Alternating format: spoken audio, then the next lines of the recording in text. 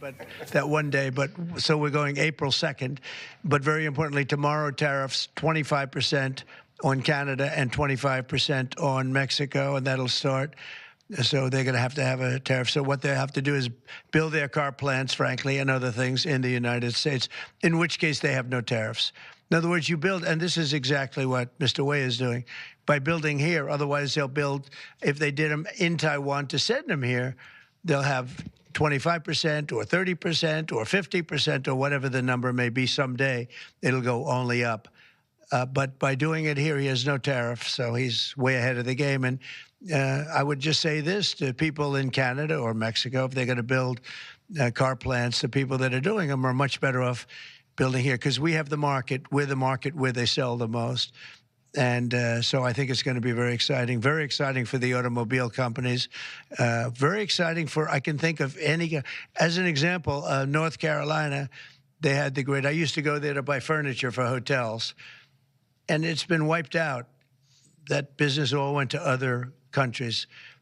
And now it's all going to come back into North Carolina, the furniture manufacturing business, please. Is the Ukraine minerals deal now dead, or can it be revived? Well, I'll let you know. We're making a speech. You probably heard about it tomorrow night, so I'll let you know tomorrow night. But no, I don't think so. I think it's a great deal for us because, you know, Biden very, very foolishly, stupidly, frankly, gave $300 billion and $350 billion more accurately to a country to fight and to try and do things. And you know what happened? We get nothing.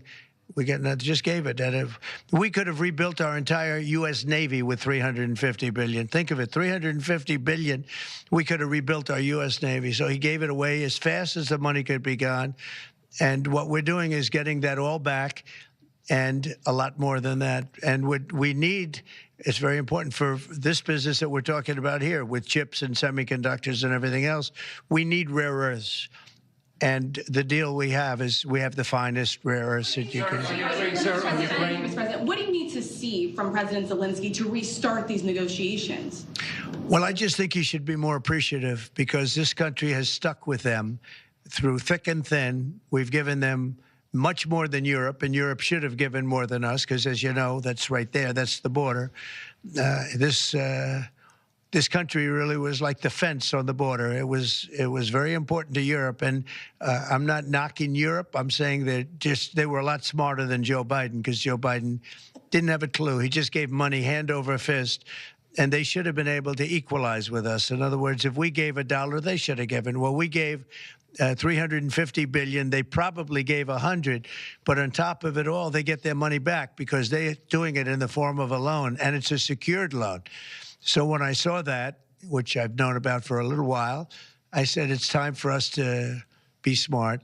At the same time, it's great for them because they get us in the country taking the rare earth, which is going to fuel this big engine, and especially the engine that we've in a very short time created, and we get something, and we're there. We have a presence there.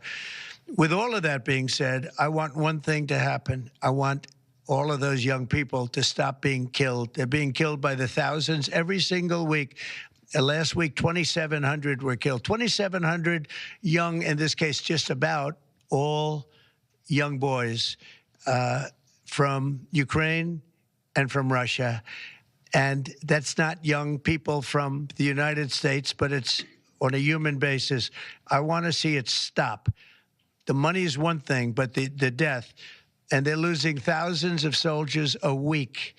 And that's not including the people that get killed every time a town goes down or a missile goes into a town.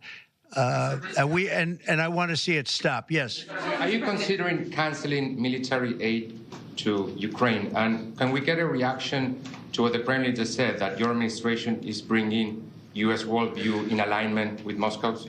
So this is a deal that should have never happened. This is a deal that would have never happened. And it didn't happen for 4 years. It didn't happen. It was never even close to happening.